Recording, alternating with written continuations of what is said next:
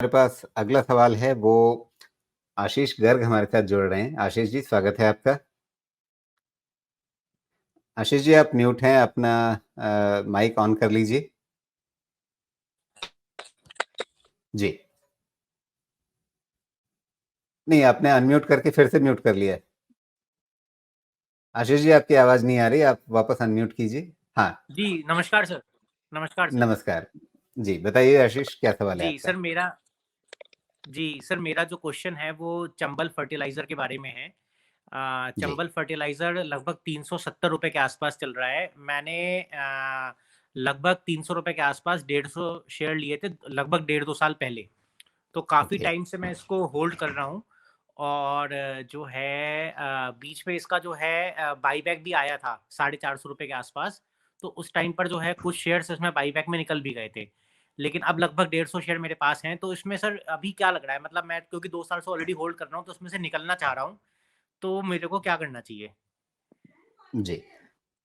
तो अब सवाल ये है सुमेश जी कि पैसा बन रहा है तो क्या करें? क्या इस समय निकल जाएं? दरअसल ये समझना चाह रहे हैं कि अगर तेजी है तो रुकें, अगर ये कहीं पे अटकने वाला है तो फिर पैसा लेकर के निकल जाएं। चंबल के अलग अलग साइकिल आते हैं। ये जो है ना अलग अलग साइकिल में फर्टिलाइजर स्टॉक ट्रेड करते हैं। अभी एक राउंड आपका बजट आया गया, अभी इलेक्शन रिलेटेड जो भी चीजें होनी थी आई गई। अभी आपको इसमें कोई फ्रेश ट्रिगर शॉर्ट टर्म तो मीडियम टर्म में नहीं मिलेगा। इसके ट्रिगर आने के लिए आपके पास कम से कम 6 से 9 महीने। ओके, तो इस केस में होगा ये कि इसकी राइज जो है 250 रुपए की 400 रुपए वाली, इसके अगेंस्ट पोटेंशियल कंसोलिडेशन हो सकता है। कब तक हो सकता है? जब तक आपका जो ये 400 का टॉप बन गया है वो जब तक नहीं निकलेगा, ये पोटेंशियल कंसोलिडेशन भी हो सकता है। हो सकता है 200 डीएमए का टेस्ट भी हो जाए, और 200 डीएमए का टेस्ट हो सकता है 300 से 325 के रेंज में कहीं पे हो, इसकी पॉसिबिलिटी रहेगी। ओके, अब ये पॉसिबिलिटी तब तक बनी रहेगी जब तक ये 400 नहीं निकल जाता है। रही बात कि आपको करना क्या चाहिए, देखिए अपना अपना तरीका है प्रॉफिट प्रोटेक्ट करने का। एक जो थ्योरेटिकली लेवल बनता है वो है कि 350 के नीचे अगर क्लोज हुआ फिर से, तो ज़्यादा चांसेस रहेगा कि ये 200 डीएमए टेस्ट करे 300 से 320 के रेंज में, तो वहाँ से हो सकता है आपको 10-15% का और डाउनसाइड मिले। लेकिन जो इसका प्राइमरी ट्रेंड है, जो लॉन्ग टर्म ट्रेंड है, वो लॉन्ग टर्म ट्रेंड खराब नहीं हुआ है। वो लॉन्ग लॉन्ग टर्म ट्रेंड खराब होने के पहले कम से कम इसको 300 तो तोड़ना होगा। अदरवाइज ये लॉन्ग टर्म ट्रेंड जो इसका ऑल टाइम हाई वाला है, ये अभी भी है, रहेगा। लेकिन 400 के पहले कोई फर्दर अपसाइड भी उम्मीद नहीं करना है। तो थोड़ा-सा आपको कॉम्प्लिकेटेड हो जाएगा इसको डील करना, कि 400 के पहले कोई अपसाइड भी नहीं है, और 350 के नीचे 15% के आसपास का डाउनसाइड भी आ सकता है। तो आपको अपनी जो पोजीशनिंग करनी है, इन दोनों को सोच के उसके हिसाब से करना है कि क्या 350 के नीचे मुझे निकल के फिर रीइंस्टेट करना है 15% नीचे, या मुझे 300 के नीचे गए तभी चिंता करना है और इसको होल्ड करना है और फर्दर ऐड करना है। ये सारा मैथ मैथ आपको लगाना पड़ेगा और उसके हिसाब से अपनी पोजीशनिंग कीजिएगा। लेकिन एक चीज़ को दिमाग में बिल्कुल क्लियर कर लीजिए, 400 के पहले इसमें कोई फर्दर अपसाइड इस राउंड में नहीं आएगी। 400 के बाद ही इस राउंड वाली अपसाइड आएगी, और उस केस में होगा क्या? उस केस में आपका 350 सैक्रोसैंक्ट बॉटम हो जाएगा। तो जो अभी 300 है वो आपका 350 हो जाएगा। जी। तो ये सारे लेवल्स आशीष आपके सामने क्लियर हैं, कुछ और समझना चाहते हैं? नहीं सर, बस थोड़ा-सा मैं इसमें जानना चाह रहा था कि जैसे chemical sector as a whole में काफ़ी जी। कंसोलिडेशन पिछले 1 डेढ़ साल में हो चुका है। तो अगर केमिकल में आने वाले समय में अगर आपको ऐसा लग रहा है कि कुछ अपसाइड आ सकती है, इम्प्रूवमेंट हो सकती है केमिकल एज़ अ सेक्टर में, तो केमिकल फर्टिलाइज़र्स क्योंकि केमिकल सेक्टर को छूता हुआ शेयर है, तो इसमें कुछ इम्प्रूवमेंट उस सेंस में लगती है, मतलब टेक्निकली ना देखें लेकिन एज़ अ होल देखें तो? जी, सोमेश?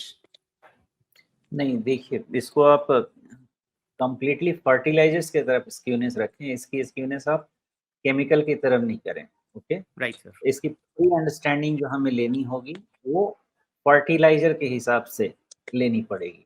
तो देखिए फर्टिलाइज़र भी अपने आप में एक तरह से कह सकते हैं कि किसी तरह का केमिकल ही है, उस चीज़ से तो इनकार नहीं कर पाऊँगा क्योंकि एग्रो केमिकल भी होते हैं, ओके। राइट। लेकिन अगर एग्रो केमिकल में कहीं फर्टिलाइज़र ऐड हो जाता है ना, तो फिर उसमें गवर्नमेंट का फ़ेवरेबल पोज़ीशन, गवर्नमेंट सब्सिडीज़ ये सब कुछ उसमें काउंट कंसीडर करना पड़ता है, गवर्नमेंट का सपोर्ट, एमएसपी जो भी है, सब कुछ आपको काउंट करना पड़ेगा और उस हिसाब से एनालिसिस करनी पड़ेगी। इसलिए इसकी एनालिसिस आप प्योरली कि फर्टिलाइज़र स्टॉक के हिसाब से करें और उस साइकिल से देखें। रही बात केमिकल की, केमिकल में इस बारी भी रिज़ल्ट बहुत अच्छे नहीं हैं, लेकिन डीस्टॉकिंग चल रही है। तो 1-2 क्वार्टर और डीस्टॉकिंग में लगेगा और प्राइस इम्पैक्ट होगा। लेकिन मुझे लग रहा है इसीलिए शायद केमिकल स्टॉक बेस भी बना रहे हैं और अगले 2-3 साल का व्यू रखेंगे तो ओवरऑल केमिकल स्टॉक भी मेरे हिसाब से 2-3 साल के हिसाब से बहुत अच्छे रन में आने चाहिए। कौन-सा केमिकल स्टॉक आप चुनते हैं वो अलग बात है। केमिकल में तो जी, लंबा समझाया मैंने कि कितने तरीके से चुनना है, लेकिन उसमें जी। लंबी अपसाइड हो सकती है 2-3 साल के हिसाब से। अच्छा सुमेश आपने बीच में कहा डिस्टॉकिंग ये मतलब ऐसी अंग्रेजी मेरी समझ से ऊपर निकल जाती है, आपको पता है?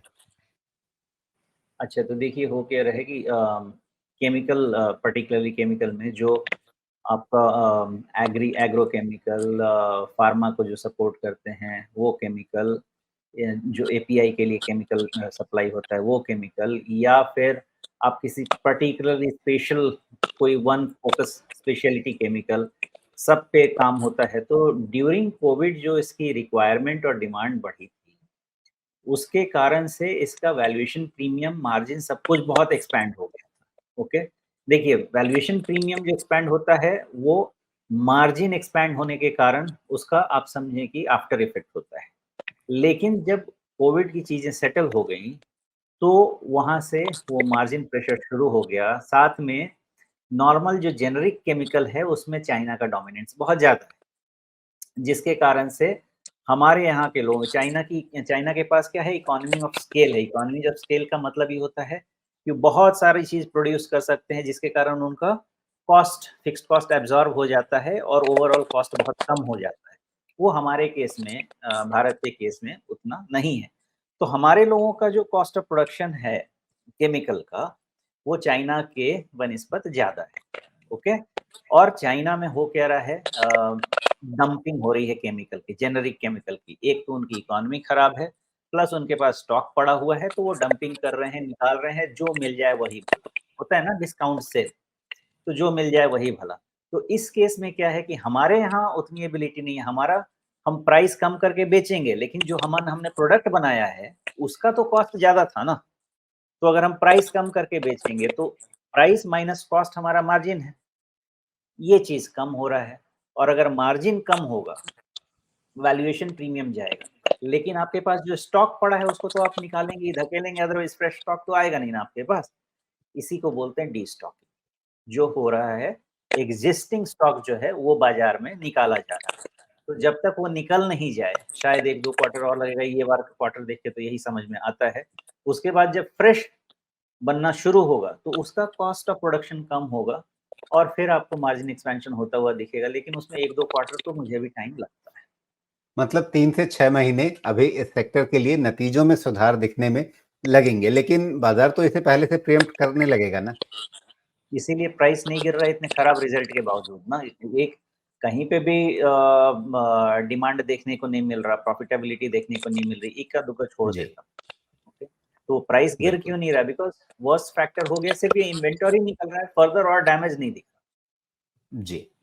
तो आशीष जी, आशा है आपको अपने सवालों के जवाब मिल गए? Thank you so much sir, thank you so much. जी, बहुत धन्यवाद और अब हम अपने अगले दर्शक के साथ जुड़ते हैं। आशीष जी, आप अपना वीडियो बंद कर सकते हैं। Right sir.